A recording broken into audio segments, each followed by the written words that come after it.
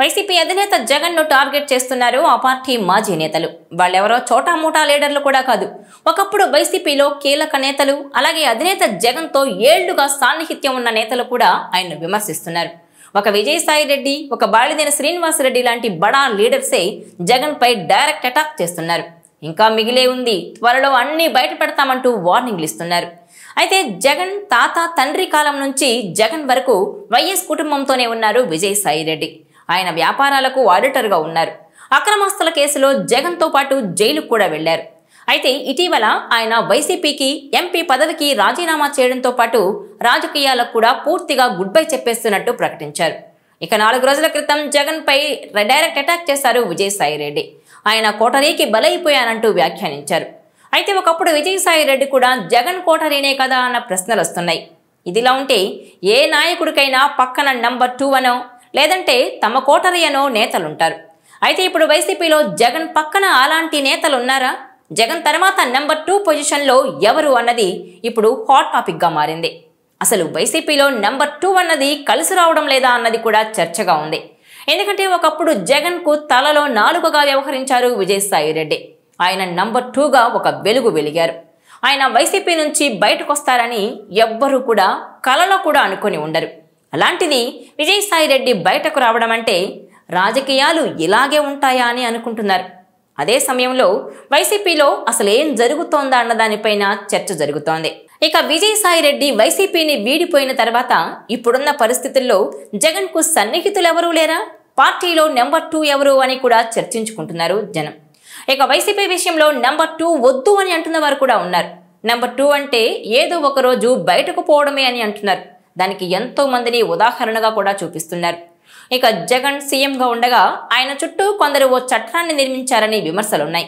ఆ చట్టంలో తాజాగా ఆరోపణలు గుప్పించిన విజయసాయి రెడ్డి కూడా ఒకరనే ప్రచారం కూడా జరిగింది. అయితే కోటరీగా ముద్రపడిన విజయసాయి రెడ్డి కూడా అవే ఆరోపణలు చేయడంతో అంతకు మించి అన్నట్టు జగన్ కోటరీ వ్యవహరించిందా అనే చర్చ జరుగుతోంది. జగన్ సీఎంగా ఉండగా విజయసాయి రెడ్డి, సజ్జల రామకృష్ణారెడ్డి, జగన్ బాబాయ్ వైవి సుబ్బారెడ్డి, సీనియర్ నేత పెద్దిరెడ్డి రామచంద్రారెడ్డి, ఎంపీ మిథున్ రెడ్డితో పాటు అప్పట్లో సీఎంఓలో పనిచేసిన ఓ కీలక అధికారి కోటరీగా వ్యవహరించేవారనే ఆరోపణలున్నాయి. అయితే విజయసాయి రెడ్డి వైసీపీ రాజకీయ వ్యవహారాలు చూడగా సజ్జల ప్రభుత్వ వ్యవహారాలు పర్యవేక్షించారని చెబుతారు. అలా ఈ ఇద్దరు కోటరీలో ముఖ్య భూమిక పోషించారు. అయితే ప్రభుత్వ వ్యవహారాల్లో తనకు జోక్యం లేకపోవడంతో విజయసాయి రెడ్డి అప్పట్లోనే కొంత అసంతృప్తితో ఉండేవారని ప్రచారం జరిగింది. ఇక ఎన్నికల తర్వాత ఓటమికి జగన్ చుట్టూ ఉన్న నేతలే కారణమని విమర్శలొచ్చినా వారికే మరిన్ని కీలక బాధ్యతలు అప్పగించారు. అదే సమయంలో విజయసాయి రెడ్డి అధినేతకు దూరం అవుతూ వచ్చారు. ఇదే సమయంలో కూటమి ప్రభుత్వం గత 5 ఏళ్లలో జరిగిన అక్రమాలను తవ్వి తీస్తుండడం, అన్నింటిలోనూ విజయసాయి రెడ్డి A2 అవుతుండడంతో ఆయనలో భయం పట్టుకుందని అంటున్నారు. గత ప్రభుత్వంలో తనను నామమాత్రంగా చేసి అన్ని తానై వ్యవహరించిన సజ్జలను వదిలేసి ప్రభుత్వం తన వెంట పడడమేంటన్న ఆలోచనతో విజయసాయి రెడ్డి రూటు మార్చినట్టు భావిస్తున్నారు. ఈ కోపంతోనే విజయసాయి రెడ్డి అధినేత జగన్ పై విమర్శలు ఎక్కుపెట్టారంటున్నారు.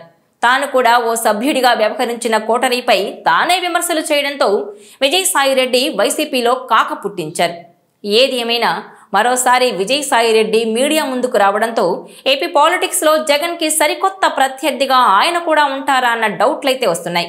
ఇదిలా ఉంటే వైసీపీలో కీలక నేతలుగా ఉన్నవారు కూడా బయటికెళ్లి జగన్ ను టార్గెట్ చేస్తుంటే ఇక వైసీపీలో నంబర్ 2 ఎవరు, జగన్ కు అత్యంత సన్నిహితులు ఎవరు అన్నది చర్చగా ఉంది.